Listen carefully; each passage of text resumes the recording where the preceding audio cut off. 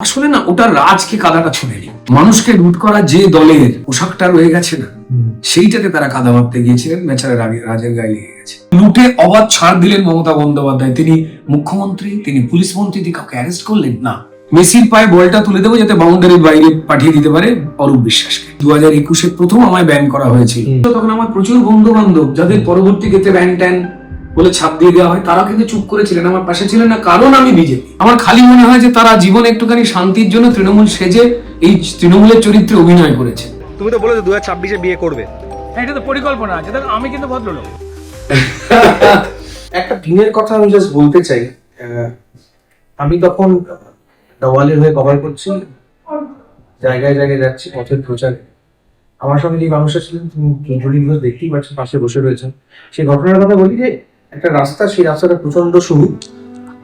সেই রাস্তাটার মধ্যে একদিক থেকে একেবারে যেটা বলে থাকি আমরা ময়লার ড্রেনের জলটা পড়ছে রাস্তায় জমা জল।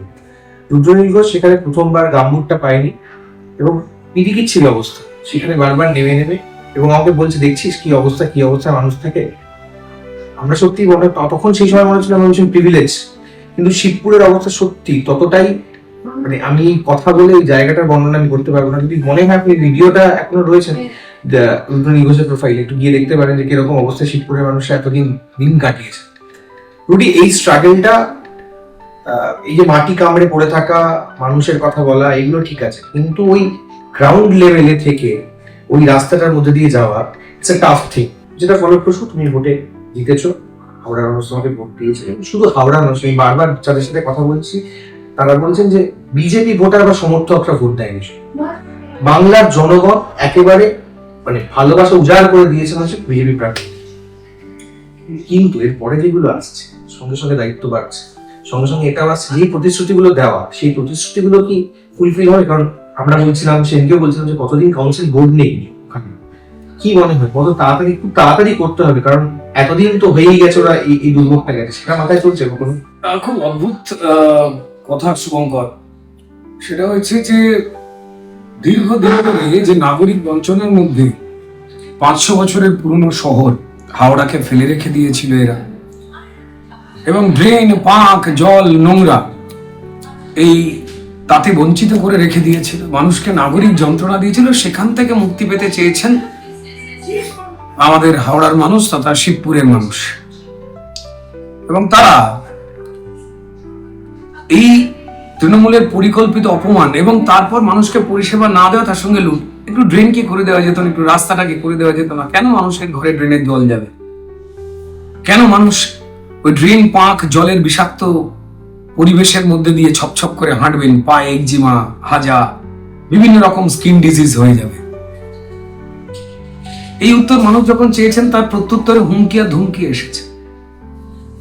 এটার জন্য কি মানুষের ট্যাক্সের টাকা পশ্চিমবঙ্গ সরকার জমা করে নিত তার ভাড়ারে? HIT, Howrah improvement trust, Howrah corporation 2018 সাল থেকে বন্ধ। 500 বছরের একটা পুরনো শহরে শিবপুর, যেখানে 10টি ওয়ার্ড, ড্রেন, পাক, জল, ম্যালেরিয়া, ডেঙ্গিতে মারা গেছে মানুষ। আমি সম্ভবত তোমরা যখন কভার করতে গেছো সেটা জানতেও পেরেছো। এটা কোন অরাজকতা? ভ্যাটের ময়লা রাস্তার উপরে গড়াগড়ি খাচ্ছে, দুরারোগ্য ব্যাধিতে মানুষ আক্রান্ত হয়ে যাচ্ছেন, ক্যান্সার আক্রান্ত মানুষ, সেটাও আমি দেখিয়েছি। এটা আমার মন গড়া কিছু নয়, ওই পরিবেশে যে কেউ হতে বাধ্য। এইটা কি নাগরিক প্রতিদান দিল তৃণমূল? এত তো তারা ঢেলে ভোট দিলেন, এইটুকু কি করা যেতে পারতো না? সুপরিকল্পিতভাবে নিজেরা ইলেকশন হয়ে গেলে হেরে যাবে, তাই 18 সাল থেকে প্রশাসক বসিয়ে কর্পোরেশন সিস্টেমটাকে শেষ করে দেওয়া হলো। এই যে নাগরিক যন্ত্রণা, এখান থেকে তো নাগরিক অসম্মান। তো এটা নাগরিক কি জন্মেছে এই পরিবেশটার জন্য? সেই জন্য কি সে ট্যাক্স দেয়? একটা সিস্টেমকে ব্লক কিনা ইলেকশন হয়ে গেলে তৃণমূল কাউন্সিলর কে টিকিট পাবে, নিজেরা খুনোখুনি করে মরবে, তার থেকে মানুষ মরুক। এটা কোন ধরনের বিচার মমতা বন্দ্যোপাধ্যায় এবং তার দলের? এটা কোন ধরনের সরকার পরিচালনা করেন? ভ্যাটগুলোর ময়লা গড়াতে গড়াতে রাস্তায় বাচ্চারা এসে বলছে কাকু স্কুলে যেতে পারি না। বিয়ের সম্বন্ধ ভেঙে যায়, 1.5 মাস 2 মাস কোথাও জল নামে না। বৃষ্টি না হলে কোথাও 10টি ওয়ার্ডের মধ্যে গোড়ালি অব্দি বিষাক্ত নোংরা জল, আর বৃষ্টি হলে দুয়ারে ড্রেন, পাখের জল। এটা কি? হাওড়া তথা শিবপুর একদিকে রবীন্দ্র নজরুল সন্ধ্যার একটা শহর, একদিকে যেমন রবীন্দ্রনাথের গানে তবলা বাজছে, ঠিক তার পাশেই মাঠের পাশে পাঁচিলের ধার দিয়ে অনেকগুলো কারখানা, সেই কারখানার লেদের মেশিনগুলো ঘুরে সেও একটা ঘাটাং ঘাটাং আওয়াজ তুলছে, সুর তুলছে। একদিকে শ্রমিক, একদিকে কারখানা, হাতে পরিশ্রমের কালো কালি কড়া হাত, সেই হাতগুলো থেমে যাচ্ছে। সঠিক কোন রকম ভাবে শিল্প কল কারখানা কি করে থাকবে তার বন্দোবস্ত নেই। হেলথ সেন্টার গুলো যা কার্যত বিশল্যকরণী গরিব মানুষের কাছে, মধ্যবিত্তের কাছে, যেখানে আমাদের চিকিৎসা করে বড় হতাম, চিকিৎসায় বড় হয়েছি, প্রাণ বেঁচেছে। সুপরিকল্পিত ভাবে কিছু বেসরকারি হাসপাতাল তারা যাতে অর্থ লাভ করতে পারে সেই জন্য সরকারি স্কুলগুলোর মতোই সরকারি হাসপাতালগুলোকে পঙ্গু করে দেওয়া হলো, ঢুকছে। এই যে নাগরিক অপমান, অসম্মান এবং ষড়যন্ত্র, মানুষ যে নির্বোধ নন তা তারা প্রমাণ দিয়ে দিলেন। কত তাড়াতাড়ি তোমার মনে হয় যে এই সিচুয়েশনটা থেকে? দেখো, এটা এত সোজা নয়। এর আগে বামেদের চলছে না, চলবে না ধর্মঘট। বামেরা নিজেদের সর্বহারা দল বলেন। এবার যদি সর্বহারারা যদি সর্ব পেয়ে যায় তাহলে তাদের দলই তো উঠে যাবে।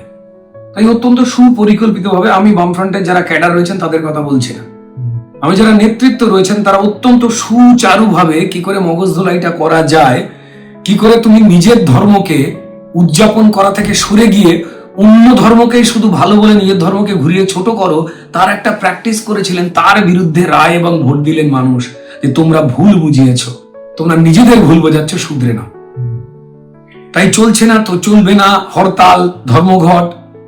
সেই সরকার পাল্টে যখন মমতা বন্দ্যোপাধ্যায়ের সরকার এলো, পশ্চিমবঙ্গের মানুষ আমরা সবাই মিলে সেটাকে সমর্থন করেছিলাম। নিশ্চয়ই গরিব মানুষের উপকার হবে, কিন্তু গরিব মানুষের উপকার করার থেকে তারা গরিব কি করে লুট করবেন সেইটাতেই মত্ত হয়ে গেলেন এবং লুটে অবাধ ছাড় দিলেন মমতা বন্দ্যোপাধ্যায়। তিনি মুখ্যমন্ত্রী, তিনি পুলিশ মন্ত্রী, তিনি কাউকে অ্যারেস্ট করলেন না। বিভিন্ন ঘটনাতে দুর্নীতিতে ধরা পড়ে কোর্টে যখন মামলা গেল, কোর্টের নির্দেশে কিছু এজেন্সি এসে তাদের ধরল, আর মুখ্যমন্ত্রী চুপ। একের পর এক যখন পরিষ্কার হিন্দুদের মূর্তি ভাঙা হচ্ছে, আমাদের মুখ্যমন্ত্রী, তিনি সবার মুখ্যমন্ত্রী, তিনি যতটা হিন্দু ততটা মুসলমানে, তিনি চুপ। এ তো ঠিক নয়, এটা তো সেকুলারিজম নয়। স্বধর্মের প্রীতি, অন্য ধর্মের সম্প্রীতি, এটাই তো সেকুলারিজমের কথা। সনাতনীদের যখন ছোট করে কথা বলছেন, বামেরা এই কাজটা করেছে, তৃণমূল কংগ্রেস করেছে, কংগ্রেস করেছে, তার পক্ষে আর মানুষ রায় দিলেন না। অর্থাৎ মানুষ ঠিক, তারাই যে ভুল ছিলেন আজ তারা নিজেরা বুঝতে পারলেন। যখন দেখি যে পরিষ্কার মীনাক্ষী নির্বাচনী প্রচারের সময় পুজো টুজো কি সব দিচ্ছে, আমার খালি মনে হলো ট্রেনটা লেট হয়ে গেল মীনাক্ষীর। যাই হোক, এবার এই যে পরিবেশ, এই যে জমাট বাঁধা একটা অন্ধকার, এই যে একটা অরাজকতার প্রাসাদ, সেটাকে ছেনি দিয়ে ভাঙতে তো সময় লাগবে, তা পশ্চিমবঙ্গের মানুষ বিলক্ষণ জানে। তাই তারা জানেন যে বিজেপির ওপরে যে প্রত্যাশা নিয়ে তারা অন্ধকার দূর করতে তৃণমূলকে সরালেন, বিজেপিকে দায়িত্ব দিলেন, পশ্চিমবঙ্গকে, শ্যামাপ্রসাদের পশ্চিমবঙ্গকে পদ্মফুলের চাদরে বিছিয়ে দিলেন বিশ্বাস, ভরসা। সেটা যে কালকে তুড়ি মেরে পাল্টে দেওয়া যাবে না তারাও জানেন, কিন্তু মন দিয়ে কাজ করতে হবে আমাদের। দেখুন, চাইলে এগুলোকে করা যায়, শুধু শিবপুর নয়, প্রত্যেকটি বিধানসভা যেখানে কাজগুলো থমকে, যেখানে অরাজকতা রয়েছে, একটা সরকারি সিস্টেম আমার দেশে রয়েছে যা সবার জন্য। সেখানে দুর্নীতি যে ধাপে হয়েছে তা বিশ্বাস করুন অর্ধেক করে দিলে মানুষ খুশি হয়ে যায়, আর বাকিটা নির্মূল হয়ে গেলে তো পরিষ্কার বলছি সোনায় সোহাগা হবে। তেমনটাই চাইতো যে এই পরিবেশটা। দেখুন, ভারতীয় জনতা পার্টির 28টি রাজ্যের মধ্যে আমার দেশের 20টি রাজ্যে রক্তপাত, লুটহীন ভোটে হিন্দু, মুসলমান, শিখ, খ্রিস্টান, জনজাতি, উপজাতি, আদিবাসী, যেখানেই যা মানুষ রয়েছে, প্রান্তিক মানুষ যেখানে রয়েছে, যেখানে ডাক্তার, ইঞ্জিনিয়ারের সঙ্গে শ্রমিক, কৃষক রয়েছেন, তারাই তো এনেছেন। কেউ তো বলতে পারেনি যে বিজেপি লুট করে সেই ভোটে জিতেছে। কোনো বিরোধী বলতে পারেননি তো সেই রাজ্যে, বা কখনো পর্যন্ত বিরোধীরা বলেননি যে তৃণমূলের মতো দেখুন আমাদের মারছে, আমাদের জীবিকা কেড়ে নিচ্ছে, আমাদের খেতে দিচ্ছে না, আমাদের বউ বাচ্চাকে হত্যা করছে, শ্লীলতাহানি করছে। কেউ কি বলেছেন ভারতবর্ষে কোন রাজ্যে? যেখানে বিজেপি শাসিত রাজ্য বা যেখানে অবিজেপি শাসিত রাজ্য, দেখুন দু একটা ভুল চুক, টুকটাক অন্যায় কোথাও না কোথাও হয়ে যায়। আমাদের সংসারেও সব মানুষ সবসময় ঠিক নয়, আমাদের হাতে সবকটা আঙুল কি কেমন এক সাইজে আনতে পারি, হয়তো হয়ে যায়। কিন্তু প্রথাগতভাবে দুর্নীতি, অন্যায় করব, তারপর কলার তুলে মানুষকে ধমকাবো, এই ভারতবর্ষের কোন রাজ্যেই যে কোনো দলেরই সরকার থাকুক না কেন কোথাও কেউ করেনি। ঠিক। তো তাই মানুষ নিজের সিদ্ধান্ত নিয়েছেন যে সারা ভারতবর্ষের মানুষ বোকা, আর পশ্চিমবঙ্গে আমরাই চালাক, আমরাই এক মিথ্যে কথা শুনে ঠকবো, এটা আমাদের চালাকি, এটা হতে পারে না, আমরা বোধহয় কোথাও একটুখানি ঠিকভাবে ভাবি। তারা ভেবেছে। আজকে আমি যে বাড়িতে দাঁড়িয়ে কথা বলছি 1.5 মাস পর যে বাড়িতে ফিরলাম, টালিগঞ্জ, সেখান থেকে আমাদের পাপিয়া অধিকারী অভিনেত্রী সিনিয়র, তিনি দাঁড়িয়েছে। এখানে প্রত্যেকবার বিজেপি দাঁড়িয়েছে, কিন্তু বামেরা 40 থেকে 50,000 একটা নিজেদের ভোট পকেটে রাখতেন, সেই ভোটটা বামেদের কাছে চলে যেত বলে তৃণমূল অনায়াসে জিতে যেত। এবার বামেদের যারা ভোটার, তারা বুঝতে পেরেছিলেন যে বামেরা ক্ষমতায় তো আসবে না, তারা আমাদের উপকার করবার জায়গায় পৌঁছবে না এখন, তো তাই এই ভোটটা আমরা যদি বামেদের দিই তাহলে তৃণমূলকে সুবিধা করে দেবো লুট করতে।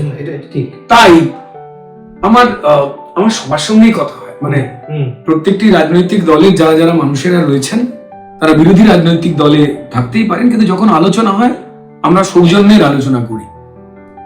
তো সদর্পের সঙ্গে আমার আলোচনা হচ্ছিল যে ইকুয়েশনের জায়গাটা কি, তোদের কি মনে হয়, মানে তো যে কোনো আলোচনার মধ্যে দিয়ে একটা জিনিসের জায়গায় উঠে এসেছে এবং সেটাই প্রমাণিত হয়েছে, নাহলে কোনোদিন 2021, 2024 একবার 40,000 ভোট, একবার 50,000 ভোট বামেরা পেয়েছেন। বামেদের যারা সমর্থক, তারাই বামেদেরকে একটুখানি বিশ্রাম দিয়ে তারা সেই ভোটটা ভারতীয় জনতা পার্টিকে দিলেন যে তৃণমূলকে এগোতে দেব না, মেসির পায়ে বলটা তুলে দেবো যাতে বাউন্ডারির বাইরে পাঠিয়ে দিতে পারে অরূপ বিশ্বাসকে।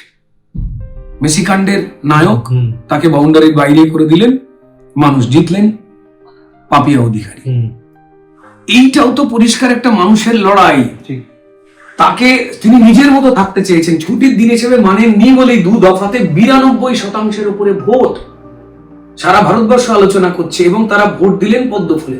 প্রত্যেক রাজনৈতিক দল তার নিজের কোলে ঝোল টেনে কথাবার্তা বলবেই, তারা বিজেপির বিরুদ্ধে কথাবার্তা বলেছে, কিন্তু মানুষ রায় দিলেন।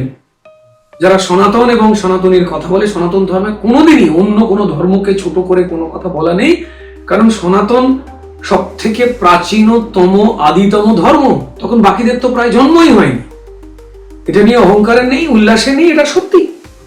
বাকি বহু মানুষ জন্মেছেন, বহু ধর্ম এসেছে, তারা সুন্দরভাবে লালিত পালিত হয়েছে, সবাই মিলে একসঙ্গে থাকবে। কিন্তু এই যে নাগাড়ে সনাতনীদের আক্রমণ করতে পারলে আমি বিরাট বুঝি, বিরাট শিক্ষিত। যাদবপুরের দেওয়ালে কাশ্মীর ভাঙ্গে আজাদি, টুকরে টুকরে কথাবার্তা বলা, এই মানুষগুলো নিজেদের শিক্ষিত কোন কারণে বলে সেই নিয়ে তো গবেষণা করেছেন মানুষ। তাই মানুষ প্রমাণিত করেছেন যে আপনারা ভুল স্যার। ঠিক, এটা তো ঠিক। আমি একটা অন্য জিনিস ভাবছিলাম, সেটা হচ্ছে রুদ্রনীল ঘোষের নামটাকে যদি আমি একটু বড় করে দেখি, নিজের কেমন লাগছে যে মাননীয় শ্রী রুদ্রনীল ঘোষ ব্র্যাকেটে বাবাই, আর তার পাশে হচ্ছে তথ্য এবং সম্প্রচার দপ্তর। এই কঠিন ব্যাপার যদি আমি বলছি, তো যদি এরকম একটা থাকে কেমন লাগছে রুদ্রনীল যদি ভাবে চোখ বন্ধ করে? আমি একদম মানে ভয়ঙ্কর আর কি একটা কথাবার্তা, মানে কিন্তু এই যে ইন্টেলিজেন্স গেসিং হয় তো, মানে সব জায়গায় হয় যে কে কে কোন দপ্তর হতে পারে কি না হতে পারে, বারবার ইন্টেলিজেন্স গেসিং। আমি একদম একটাই কথা বলবো, সেটা হচ্ছে যে হ্যাঁ, মানে আমাদের কথা যারা শুনছেন, যারা দীর্ঘদিন আমি স্পষ্ট করে সত্যি কথাগুলো বলছি বলে, লুটের বিরুদ্ধে কথাগুলো বলছি বলে আমার জীবন দিয়েছেন, টলিউডের ব্যাপারে, টলিউড নিয়ে, সমাজ নিয়ে আমি যে কথাবার্তাগুলো বলছি, 2021 প্রথম আমায় ব্যান করা হয়েছিল। ব্যাচ পরিয়ে আমার টেকনিশিয়ান ভাইদের আমার বিরুদ্ধে হাঁটিয়ে রুদ্রনীল ঘোষ ব্যান। কি বলেছিলাম? টলিউড অরাজকতায় চলছে, এখানে মাফিয়া রাজ করে একটা পদ্ধতি চালানো হচ্ছে, এখানে ভারতবর্ষের সবকটা ফিল্ম ইন্ডাস্ট্রি যে নিয়মে চলে তার বাইরে নিয়ম চালানো হচ্ছে, ক্ষতিগ্রস্ত হচ্ছে ইন্ডাস্ট্রি, কাজ চলে যাচ্ছে শিল্পী এবং টেকনিশিয়ানদের। আগে 100-র উপরে ছবি তৈরি হতো, এখন 30-40 এসে ঠেকেছে। এই ক্ষতি থেকে বেরোতে হবে। এই ক্ষতি থেকে, এই নামটা নিয়ে তো আমি বলি, সেই সময় আমার যখন ব্যান করা হয়েছিল তখন আমার প্রচুর বন্ধু বান্ধব, যাদের পরবর্তী ক্ষেত্রে ব্যান ট্যান বলে ছাপ দিয়ে দেওয়া হয়, তারা কিন্তু চুপ করেছিলেন, আমার পাশে ছিলেন না, কারণ আমি বিজেপি। ঠিকই, এখন কষ্ট তো হয়েছিল, কষ্ট হয়েছিল, কিন্তু তাদের সঙ্গে যখন এই ঘটনাটা ঘটেছিল আমি আনন্দ একদম পাইনি। আমি তাদের প্রতি সোচ্চার হয়েছিলাম। অনির্বাণ সনাতনী নিয়ে কি সমস্ত উপহাসের কথা বলেছিল, আমি সেটা তীব্র বিরোধিতা করেছি, কিন্তু আমি ওর যোগ্যতাকে কেন বিরোধিতা করি? ঠিক আছে, ওর মতো আরো বেশ মানুষ রয়েছে, বৃদ্ধি থেকে শুরু করে বাকি আবার অনেকেই রয়েছেন যারা সমান গুণী, কিন্তু নাম হয়তো অত বড় হয়নি। ঈশ্বর কার কপালে নাম লিখে দেন এটা তো কেউ জানে না। যার নাম হয়নি তার মানে তিনি কোনো গুণের অধিকারী নয়, একদম নয়। নামের তৈরির বিভিন্ন রকম মানুষের আশীর্বাদ আছে, ঈশ্বরের আশীর্বাদ আছে, আবার কিছু ফর্মুলাও আছে। আমি তার মধ্যে যাচ্ছি না। কার নাম কতটা বড়, নাম কি করে করা যায়, কিভাবে এজেন্সি কাজ করে, কিভাবে গুণ কাজ করে, কিভাবে ঈশ্বরের আশীর্বাদ কাজ করে, আমি সেই তফাতে যাচ্ছি না। লবিবাজি, কিন্তু লবিবাজিও আছে। আমি কোন বাড়ির ছেলে গো সেই হিসেবেও নামটাম বাড়ে, আর একজন কোনো বাড়ির ছেলে নয় বলে তার নাম বাড়েন, এটাও আমরা দেখেছি। তাই নাম নিয়ে আমি কথা বলছি না। যোগ্য কি অযোগ্য তিনি কাজটা জানেন কি জানেন, এরা তো জানেন কাজটা, যাদের এই ব্যান করা। কিন্তু তাদের ব্যান করলো কি করে ব্যান করা হলো? তারা ব্যান করার পর বাকি যারা সতীর্থ তাদের হয়ে কাঁপছেন, তারা কাজ করলেন কি? এই প্রশ্নও তো আসে। আমার যখন ব্যান করা ছিল আমি আমার হয়ে কথা বলতে বলিনি। আমি যে সাবজেক্টটা তুলেছিলাম সেটা সবার জন্য, আমার জন্য বলিনি আমি। তখন অনেকেই চুপ করেছিলেন ভয়তে। আমি তাদের কাউকে দোষ দিই না। হয়তো লড়াই করার সমান সাহস বা ক্ষমতা সবার থাকে না। কারুর বাড়িতে হয়তো বৃদ্ধ বাবা মা রয়েছে, কারুর বাড়িতে হয়তো বাপ মা কিংবা স্ত্রী কন্যা বা স্বামীর প্রাণ সংশয় নিয়ে ভয় রয়েছে, কারণ তৃণমূলের একদিকে পুলিশ মিথ্যে কেস দেবে, আবার তৃণমূলের ক্রিমিনাল এসে পিটিয়ে যাবে। এই কালচার তো আমরা দেখেছি, তাই হয়তো সবার সাহস হয়নি। তাই আমার বহু বন্ধু বান্ধব, এমনকি যারা তৃণমূলের এমপি এমএলএ হয়েও হয়তো অনেকে রয়েছে, আবার বলছি তারা চুরি জোচ্চুরিতে হাত পাকিয়েছেন কেউ? আমার তো মনে হয় না। আমার খালি মনে হয় যে তারা জীবনে একটুখানি শান্তির জন্য তৃণমূল সেজে এই তৃণমূলের চরিত্রে অভিনয় করেছে। তারা কোনোদিন চুরি চামারি, আমি আমার যত মত পার্থক্যের জায়গা থাক, আমার যত শিল্পী বন্ধুরা রয়েছেন, তিনি পরিচালক হতে পারেন, টেকনিশিয়ান হতে পারেন, প্রযোজক হতে পারেন, চোর বা চুরির তারা পক্ষে নন। পেট বাঁচাবার জন্য, পরিবার বাঁচাবার জন্য, হ্যাঁ, তারা অন্যের বিপদে দাঁড়াতে পারেননি, কারণ হয়তো নিজের বিপদ আসবে নিজের পরিবারকে বাঁচাবো বলে। আমি কি তাদের ছোট করব? না তো। উপর থেকে দেখে মানুষ অনেক কটু কথা বলছেন তাদের তো এখনো বিপদ, তারা তো এখনো বিপদেই রয়েছে। আমি কখনোই বিপদ চাই না। ভারতীয় জনতা পার্টি পরিষ্কার, তার একটাও কোনো প্রকল্প দেখাতে পারবে যা হিন্দুর জন্য, মুসলমানের জন্য নয়, মুসলমানের যা খ্রিস্টানের জন্য নয়, যা খ্রিস্টানের যা জনজাতি উপজাতির জন্য নয়। যারা এই মিথ্যে গুজবটা রটাতেন তাদের বলবো থেমে যান। কবির ভাষায় যে সোনার বাংলা, সেই সোনার বাংলাটা তৈরি করতে গেলে সবাইকে লাগে। কিন্তু যারা চুরি চুরির সঙ্গে প্রত্যক্ষ জড়িত, যারা অন্যায়কে প্রশ্রয় দিয়ে গেছে, অন্যায় করেছে, তাদের কথা আলাদা। তারা দূরে ছিলেন, দূরে থাকুন, তারা নিজেদের মতো করে নিজের বন্দোবস্ত করে দিন। প্রতিহিংসা, অমুক তমুক, হ্যান ত্যান, তৃণমূলের মতো এটা আমাদের মূল আইটেম হতে পারে না। তাহলে তফাৎ কি রইল? দু একটা বিচ্ছিন্ন কোনো ঘটনা ঘটলে সেটাকেই মূল ঘটনা বলে দেখানো, আমি এটা বিশ্বাস করি না। ঋত্বিক রোশনের হাতে 6টি আঙুল আছে, তাতে কি? তার মানে হিরো হতে গেলে 6টি আঙুল করতে হবে, এটা তো ফর্মুলা হতে পারে না। অজয় দেবগন কিছুটা, মানে আমি আমার দিকে ঘাড় একটু কাত, তিনি এরকম করে চুল সাইডে করে স্টাইলে হাঁটে, একটা সুন্দর চুয়াল চিপে কথা বলে। তার মানে ওটাই কি স্টাইল নাকি? তা তো নয়। ব্যাপ্তি তো অনেক রকমের জায়গা ভাই। সবাই কন্ট্রিবিউট করুক, সেটা দিয়ে কাজ করুক। তবে হ্যাঁ, এই দেশ বিরোধী তার কথাবার্তা, সনাতনকে ছোট করে কথাবার্তা, এইগুলো করলে না কমপ্লিট যোগ্য বোধহয় হয়ে ওঠা যায় না। যোগ্যরা কাজ করুক, তিনি তার গুণে যোগ্য হন, আচরণে, ব্যবহারে আমার দেশকে ভালোবেসে আমি আমার দেশে কাজ করবো। বলছি যে যদি তোমাকে এই যেটাই বললাম, আমি বলছি শুভঙ্কর, সেটা হচ্ছে যে আমার যারা ইন্ডাস্ট্রির মানুষ রয়েছেন, যারা বারবার এই কথাই প্রযোজক, পরিচালক, অভিনেতা, অভিনেত্রী এবং টেকনিশিয়ানস, তুমি যখন এখানে এসেছিল প্রচুর টেকনিশিয়ান এসে ফুল টুল দিয়ে গেল, তারা যোগাযোগও করছে। তারা জানে আমি বন্ধু, তারা জানে ওই পাঁচিলের চত্বরে, স্টুডিও চত্বরগুলোর জায়গায় ভালো ছাড়া আমি কোনো কিছু চাই না। তারা আমায় চাইছেন, কিন্তু সব থেকে বড় কথা, আমি তো এটা সাংগঠনিক দলে পড়ি। সেই দল এখন কার হাতে শিল্প সংস্কৃতি বা টলিউডের দায়িত্ব তুলে দেবেন, সেই বিরুদ্ধে আমি তো কোনো বায়না করতে পারি না। যদি দেন তো তাহলে অনেক সুবিধা হবে, কারণ সমস্যার গভীর অবধি আমি জানি। সমস্যা নিজে ফেস করেছি, যারা ফেস করেছেন তাদের হয়ে লড়াই করেছি। বাকিটা একদম দলের ইচ্ছে। দল যে সিদ্ধান্ত নেবে সেটাকে মাথা পেতে অবশ্যই নেব।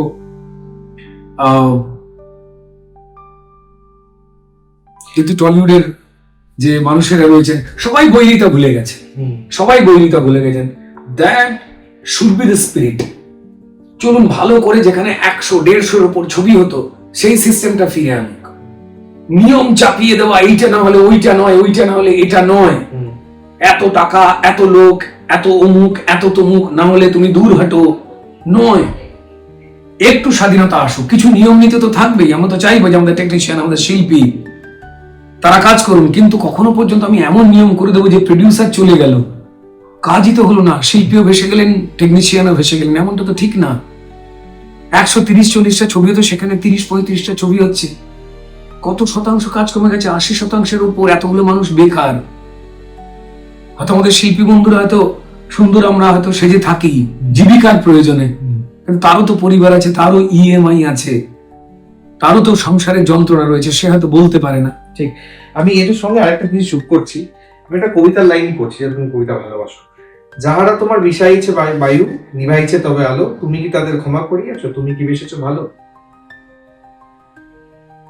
ভালো তাই বাসি, ভালোবাসি যারা যারা আমার কাজ কেড়ে নিয়েছেন, যারা আমার গাড়ি বাড়ি বিক্রি করতে কষ্ট করে রোজগার করা গাড়ি বাড়ি, অনেকেই জানেন, বিক্রি করতে বাধ্য করেছিলেন, খুব কষ্ট হয়েছিল। আমার এই যে বাড়িটায় বসে আছি, এটা আমার শিবপুরের মাটি, এই বাড়িটা আমায় দিয়েছে। ওইখান থেকে শিখে এসে এইটা করতে পেরেছিলাম ইন্দ্রপুর স্টুডিও ঠেকুর। আমি যখন 1.5 মাস শিবপুরের পুরনো বাড়ি, আসলে মা মারা যাওয়ার পর থেকে না ওই বাড়িতে থাকতে আমার খুব কষ্ট হতো, মানে আমার অসুবিধা হয়। যার তো ভাই বোন আছে, ঘর তো ভাই বোন আছে, তারাই আমার আর কি বাবা মামা হয়ে উঠেছে আর কি। এক প্রচুর জ্ঞানগম্য দিচ্ছে, এই সময় খা, এই সময় এই কর, তবুও মেনটেন করতে তো পারি না। প্রচুর মানুষ, তাদের প্রচুর এক্সপেকটেশন পূরণ করতে সময় লাগবে। ভারতীয় জনতা পার্টি একটা পদ্ধতিতে কাজ করে, বাড়তি আর দলকে দায়িত্ব দেবে, সত্যি কথা বলছি জানি না। খালি না আমার এই বাড়িটার কথা মনে হতো, কারণ এই বাড়িটাতে যখন আমার কাজ কেড়ে নেওয়া হয়েছিল দীর্ঘদিন ধরে, তখন আমার বন্ধু ছিল কিছু পায়রা, কিছু শালিক, আর কিছু কাঠবেড়ালি, আর 2টো বুলবুলি। আমি ওখানে ছিলাম, কিন্তু এই বাড়িটা যাতে খুলে, ওরাই তো আমার সঙ্গে সময় কাটাতো, ওদের খেতে দিতাম, ওরা গায়ে বসতো,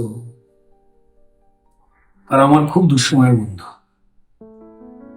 তাদের যাতে কোনো খাবার দাবারের অভাব না হয়, ওরা একটা সুন্দর ঘড়ি নেই ওদের হাতে, কিন্তু আমরা ঘড়ি থাকাতে নিয়ম ভেঙে চলি, আর ওরা ঘড়ি নেই কিন্তু নিয়ম মানে। ওরা খেতে আসতো একটু জল আর একটু খাবার। আমি সারাক্ষণ এত কিছু ভাগ্যের ওপর যেতাম, ওরা খেয়েছে তো লোকে মাঝখানে অবাক হতো যে কার কথা বলছে। ওরাই আমার বন্ধু অসময়। সো সেটাকে খুব মিস করতাম। আর আমার কিছু গাছপালা আছে, আমি ফুল বা গাছ ভালোবাসি, গাছগুলো জল পেয়েছে, এইটুকু ব্যাস। তো সবাই ভালো থাকুক, সবাই মিলে যদি কন্ট্রিবিউট না করে, যোগ্য মানুষ যারা চুরি লুঠের সঙ্গে জড়িয়ে নেই, তারা যদি আমরা এক না হই, যেভাবে মানুষ এক হয়ে ভারতীয় জনতা পার্টিকে ভোট দিয়েছে, তার মধ্যে বামের ভোট রয়েছে, তার মধ্যে কংগ্রেসের ভোট রয়েছে, তার মধ্যে তৃণমূলের ব্যাংক যে ভোটার, যাদের তৃণমূল বিভিন্ন প্রতিশ্রুতি দিয়ে ঠকিয়েছে, তার অব্দি ভোট দিয়েছে। তাই ভারতীয় জনতা পার্টি সবার আশিস নিয়েছে, আশীর্বাদ নিয়েছে, এবং কঠিন একটা দায়িত্ব পেয়েছে, যে অর্থনীতি ঘোষণাটা কঠিন দায়িত্ব পেয়েছে, সেটা তো বটেই। অবশ্যই সেই দায়িত্ব তো সেটা যাতে সবাই মিলে আমরা একসঙ্গে আলোর পক্ষে, ভালোর পক্ষে যদি কাজ করি, তাহলে তো কবির ভাষা সোনার বাংলা, আবার সোনার বাংলা। তো সেই লক্ষ্যেই রয়েছে। বিশ্রাম নেওয়ার সময় আরো কমছে। তো টলিউডের বন্ধুদের, এই কৌশিক দা, এই টলিউডের বন্ধুদের কথা বললেই আমি সেই প্রশ্ন দিয়ে আসছি। রুদ্রনীল ঘোষের কাছে নাকি গত 3 দিন ধরে এমন সব ফোন আসে যেটা অনেক বছর ধরে আসে। তারা নাকি ফোন করছেন, তাদের ফোন রুদ্রনীল ধরছেন না, মিস কল হয়ে যাচ্ছে, বলছেন পরে ফোন করুন, করছেন না। কিন্তু আমি বলতে পারি, আমি ক্ষমা চাই, মানে প্রচুর বন্ধু বান্ধব, প্রযোজক, পরিচালক ফোন করেন, তারা ফোন করছেন। হ্যাঁ করছে, তারা করছেন, কারণ পরিষ্কার তাদের তো কোনো বন্ধু চাই, তাদের কথা যাতে সঠিক জায়গায় পৌঁছতে পারে, হতে পারে। কারণ ভারতীয় জনতা পার্টি যে সরকার গড়েছে মানুষের বিশ্বাস নিয়ে, আশীর্বাদে, তাদের কোনো কথা যাতে মিস না হয়ে যায়, এটা আমাদের দলের পক্ষ থেকে একদম চূড়ান্ত নির্দেশ, যে মানুষের কোনো প্রয়োজনীয় জিনিস যেন আমরা মিস না করি। অনেক কাজ, অনেক ফাঁকি মেরে চলে গেছে, এরা অনেক কিছু অপূর্ণ রেখেছে। আবার বলছি ম্যাজিকের মতো সেটা সম্ভব নয়, কিন্তু যেন অবহেলা না করে ফেলি আমরা। মানে একটা সময় ভারতবর্ষের যে জিডিপি, সেখানে 30%-এর উপরে কন্ট্রিবিউট করতো এই বাংলার মধ্যে, আমার হাওড়ার মধ্যে কল কারখানাগুলো থেকে। সেটা তো বন্ধ হয়ে গেছে, যাতে আবার হাতে কাজ পেটে ভাত আসে, সেই বিষয়ে প্ল্যানিং চলছে।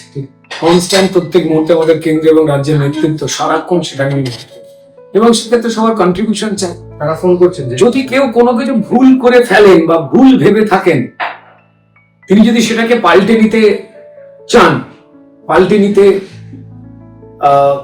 ভাবেন যে ডেফিনেটলি ভালোর পক্ষে এবং আলোর পক্ষে চলুন একসঙ্গে লড়াই করি, নাহলে আত্মীয় স্বজন পরিজন বিশেষ করে পশ্চিমবঙ্গবাসী আমরা সবাই মিলে ভালো থাকবো না, ডেফিনেটলি দে আর ওয়েলকাম। কিন্তু মানুষের ক্ষতি করে তারপর জার্সি বদল করলে সেটা ভারতীয় জনতা পার্টি কখনো accept করবে না। আমি দুটো বন্ধুর কথা বলছি, পরমব্রত চট্টোপাধ্যায় এবং রাজ চক্রবর্তী, দুজনে ফোন করেছে। পরমের সঙ্গে ফোনে কথা হয়েছে, আমি রাজ কল করেছে কিনা এখনো পর্যন্ত অনেস্টলি বলছি, যেমন তোমার সঙ্গে কথা বলছি তার মাঝে হয়তো শখানেক মিস কল রয়েছে, জেনারেল কল প্লাস হোয়াটসঅ্যাপ আলাদা আলাদা, দুই জায়গাতে 200 মতো হয়ে গেছে। মানুষ আমি কে?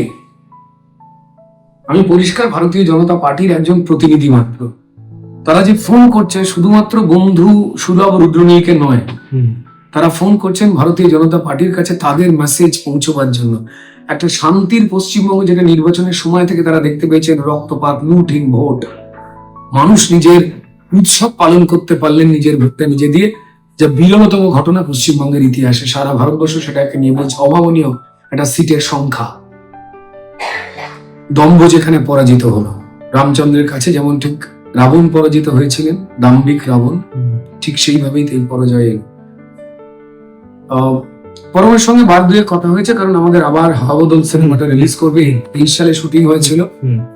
এই ইন্ডাস্ট্রি বিভিন্ন রকম চাপিয়ে দেওয়া নিয়মের জন্য রিলিজ করতে পারেনি। ছবিটা ডিসেম্বরে রিলিজ হওয়ার কথা ছিল, জুনে রিলিজ করছে।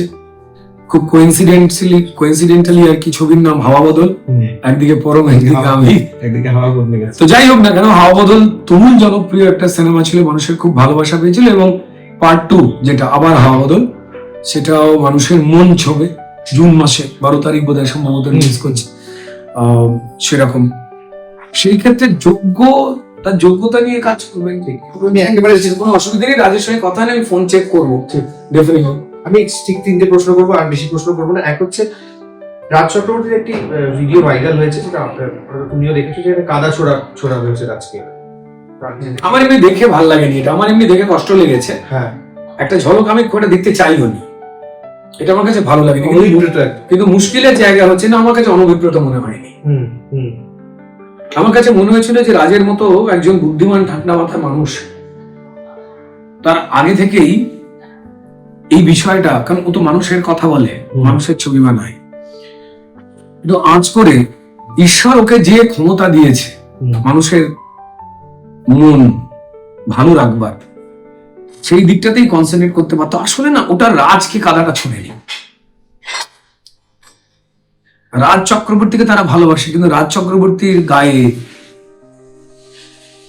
মানুষকে লুট করা যে দলের পোশাকটা রয়ে গেছে না, সেইটাতে তারা কাদা মারতে গিয়েছিলেন, বেচারা রাজের গায়ে লেগে গেছে। আরো খারাপ লেগেছে, এক থালে ভাত, সেই বন্ধুত্ব। তারপর পরিষ্কার কি আলোর পক্ষে থাকবে, কি ভালোর পক্ষে থাকবে, কি কালোর পক্ষে থাকবে, এটা প্রত্যেকটা ব্যক্তি মানুষের ইচ্ছা। রাজনৈতিক ভাবে বিভিন্ন পছন্দ থাকতে পারে, কিন্তু রাস্তা আমাদের মতো কোনোদিন ছাত্র রাজনীতি করা বা এই ধরনের বিষয়ের মধ্যে সহজ সরল একটা ছেলে, ভালো ছেলে হয়ে গেছে কোন একটা ক্ষেত্রে। যাই হোক না কেন, আমি চাইবো দারুণ দারুণ সিনেমা বানাক, সেই ক্ষেত্রে না কোনো অন্তরায় হয়। তো আসল পরিচয় ওটাই। আমাদের মতো থিয়েটারও একদিকে করছি, আবার ছাত্র রাজনীতি করছি, পুলিশের মার খাচ্ছি, এইভাবে তো বড় হয়। যেমন আমি ডেফিনেটলি দেবদূতের নাম বলতে পারি, আমি বাদশা মৈত্রের নাম বলতে পারি। আমরা একসঙ্গে ছাত্র রাজনীতি এই সমস্ত করতে করতেই বড় হয়েছে। তারপর ঈশ্বরের আশীর্বাদ, মানুষের ভালোবাসায় আমাদের একটু পরিচিতি হয়েছে। বন্ধুরা যদি বিজেপিতে জয়েন করতে চায়, বন্ধুরা যদি ফোন করে বলে, রুদ্র আমরা তো ছিলাম, তৃণমূলে ছিলাম, তুই জানিস, যেটা তুমি বললে যে কাজ করার অসুবিধে বা কি হয়, রুদ্রনীল কি বলবে বন্ধু? আমি অবশ্যই দলের সঙ্গে কথা বলবো, কারণ আমি বিশ্বাস করি আমার যে বন্ধুরা রয়েছেন তারা পাকে চক্রে গিয়ে তৃণমূল সাজার অভিনয় করেছিলেন, মাত্র তৃণমূলের চরিত্রে অভিনয় করেছিলেন। তারা মন থেকে লুটেরা তৃণমূলের খপ্পরে পড়ে নিজেরা লুটেরা হতে কেউ চাননি, চানও না, যারাই আছেন, এটা আমি বাজি রেখে বলতে পারি। তো যাই হোক না কেন, মানে আমি দলের সঙ্গে কথা বলবো, যদি একসঙ্গে ভালোর পক্ষে, আলোর পক্ষে, পশ্চিমবঙ্গের পক্ষে, সোনার বাংলা গড়ার পক্ষে যারা যদি কাজ করতে চান তারা ওয়েলকাম। কিন্তু ওই চুরি জোচ্চুরির সঙ্গে সরাসরি জড়িয়ে থাকে, যদি কেউ জড়িয়ে যান, সেইরকম খুব একটা কেউ নেইটাই ঠিক বলছে। দলের সঙ্গে কথা বলবো, দল সিদ্ধান্ত নেবে। ঠিক শেষ প্রশ্ন করবো না, একটা ভিডিও দেখাবো রুদ্রনীলকে। তুমি তো বলেছো 2026-এ বিয়ে করবে। এটা তো পরিকল্পনা আছে। দেখো আমি কিন্তু ভদ্রলোক, আমি বিগত 10 বছর ধরে কিন্তু আমি প্রত্যেক সামনের বছরই বিয়ে করতে চাই, কিন্তু আমার বেশ কিছু বন্ধু বান্ধব কিছু ভয় দেখায়, সেই জন্য হয় না। আমি এখান থেকে বেরিয়ে আসতে চাই। 2026-এ রুদ্রনীল ঘোষ বিয়ে করবেন, একটা বিয়ে তো হয়ে গেল, বিধায়ক শিবপুরের সঙ্গে শিবপুরের বিবাহ, হ্যাঁ, মানুষ- শিবপুরের সঙ্গে আমার আমার গাঁট ছড়া বেঁধে গাছ ছাড়া হয়ে গেছে। ধন্যবাদ আমার দল। 2026 চলছে রুদ্রনীল। হ্যাঁ না, আমি কখনো পর্যন্ত বিয়ের বিরোধী নই। 2026-এ করে ফেলবার মতো চেষ্টা করবো। বাহ, এইটা ভালো, এটা সত্যি ভালো। এই ফুল রয়েছে এখানে, থ্যাংক ইউ রুদ্রনীল ঘোষ। প্রচুর প্রচুর ফুল রয়েছে, হ্যাঁ, এগুলো 2026 অবধি টিকে যাবে, যা যা ফুল এত চারপাশে রয়েছে। খুব ভালো লাগলো রুদ্রনীল, রুডি, খুব ভালো লাগলো তোমার সাথে কথা বলে।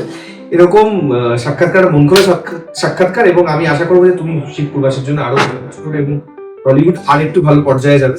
এটা দিয়ে শেষ করছি। আমার সঙ্গে ক্যামেরায় অভিনব, আমি শুভঙ্কর। দাওয়াল দেখতে থাকুন, দাওয়াল, কারণ খবর এখন এখানে।